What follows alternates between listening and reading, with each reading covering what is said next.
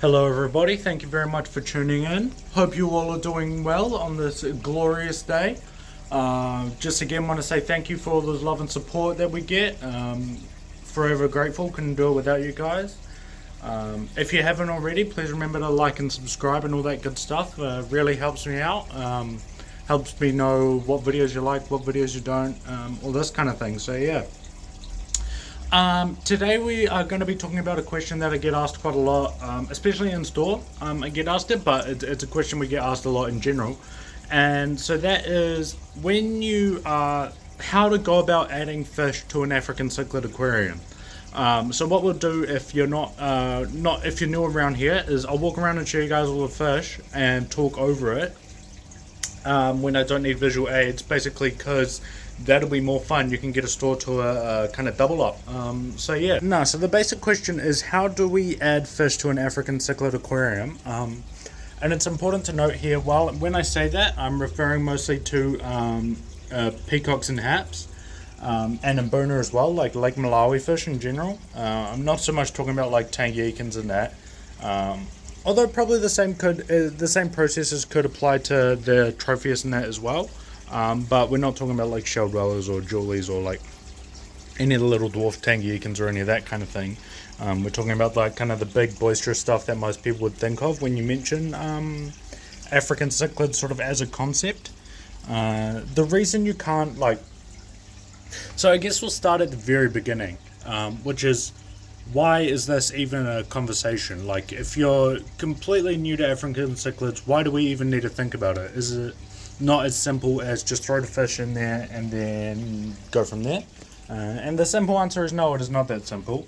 For the reason that African cichlids are particularly well known, one of the traits that they're well known for is they're very aggressive towards each other, which can obviously be a problem. So what we do to kind of mitigate that aggression generally is overstock the tank, so put a lot of fish in the tank and then then we'd need to do extra water changes and extra maintenance to keep up with it, but there is sort of extras involved. The reason we can't just throw a new fish in there is so basically what overstocking it does is it makes sure that there's a lot going on and kind of all the fish get lost in the shuffle and no one fish is ending up getting targeted any more than the rest. But what that means is, if I wanted to add, so this is like my display peacock and hap tank, if I had one fish, even if it was like, say a medium-sized fish, like say it was the size of this Venustus here, say I wanted to add one fish in there, what would happen is, if I just like took the lid off, threw the fish in, put the lid back on and then left, what would happen is that one fish, everyone would target it and it would just get beaten up to the point of death. For the basic reason that like everyone's kind of got their own little territories and like the fish have got their hierarchy and all that kind of thing. So if I just chuck one fish in there, what's going to happen is they're all going to pick on it and it's going to be kind of the odd one out and everyone's just going to beat it till it dies basically. And of course that's not a good thing. We don't want that to happen. So how do we get around that and how do we deal with that sort of a problem? So I'm going to outline kind of the basic process that I like to tell people and like to show people for adding fish to their tank, and kind of go through about why we do what we do. So the first sort of step I would suggest is feed your fish, and feed them like not like massively, but like feed them a little bit more than you normally would, so that they're all very full. Wow. Holy hell, I didn't see that guy. Look how cool that is. That's a red top lycoma. Like, maybe it's like 4 centimeters or 3 centimeters or something. Jeez. Sorry, I got distracted. But yeah, so maybe you've got one that's like, you've got a bunch of fish and you feed them pellets and you normally feed one scoop. Maybe it's one teaspoon, 1 tablespoon, whatever. Maybe you'll do like 1.5 worth to feed them. Just basically what this does, kind of the benefit of that is that it will basically make them full and not make them hungry, because I mean it's the same for humans, like you're cranky when you're hungry, same for the fish.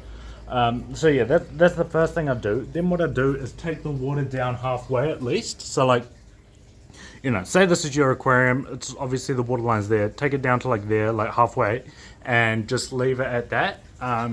Basically, that means there's something going on. So all the fish are going to be thinking, "What's going on here? What's different? Something's going on."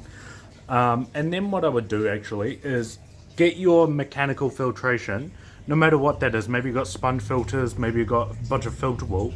And what I would do is squeeze that out in the main tank. So there's just heaps of gunk and, all the bits of poo and all that kind of thing. Just cloud up the tank.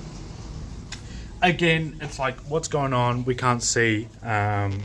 Something, this is different. We've got to focus on this. We're not focused so much on this new fish that we're about to add. Then this is so while you're doing all this, obviously the same as normal, just acclimate the fish. You might want to, put them in a bucket and then siphon some water out while you're taking the water out or something like that. But just whatever you need to do to acclimate them, however your chosen method is. That might be something we might want to talk about in a different video, like the different types or methods of acclimation. But for this video, just do whatever you normally do, whatever you recommend, whatever your fish store recommends, whatever. So then at this point you'll chuck them in the tank, let them do their thing, and then start filling up the tank, whether you do it with buckets, whether you do it with a hose, whether you do it with a python, whatever. Just start refilling the tank, and then once it's filled up, just turn the lights off and leave them be. So what this will do based on this process is there's a lot going on all at once. The fish have to focus, like they have to think about, why is the water going away? Why is the water all cloudy? Why am I so full? What da da da da da? And then there's all this going on, and then by the time everything settles down, there's new fish. The other thing, I don't know if you necessarily, but the other thing people like to recommend is do a complete rescape.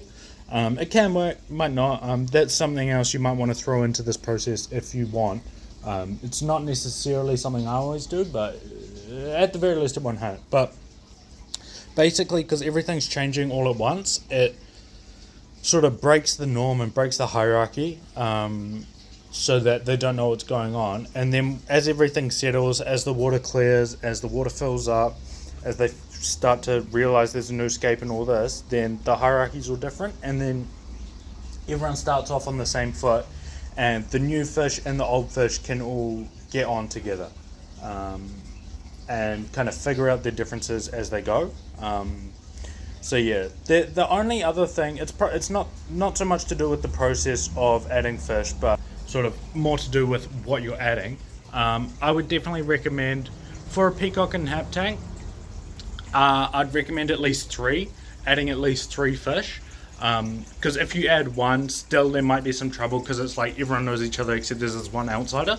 But you add 3 plus, like even you can add 10 at once. There's so much going on, it breaks the hierarchy again.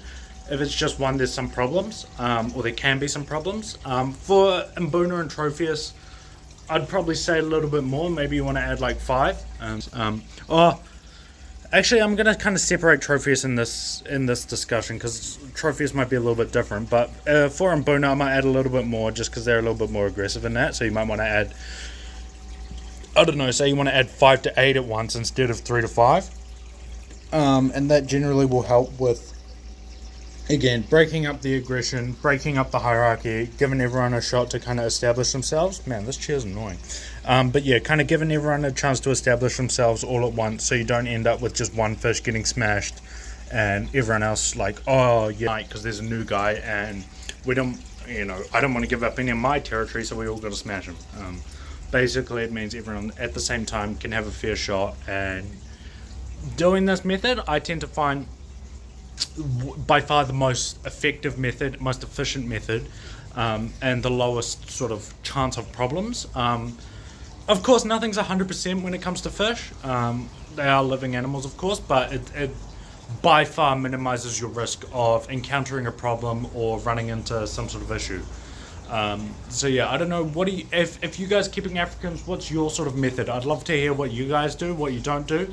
I'd very much like to hear it, and yeah, let me know what you guys think down in the comments. If you give this method a go, Please make sure to let me know how it gets on, and yeah, I mean that's about all I had. If you have any questions, please feel free to let me know as well. I'm more than happy to help you guys whenever you need help.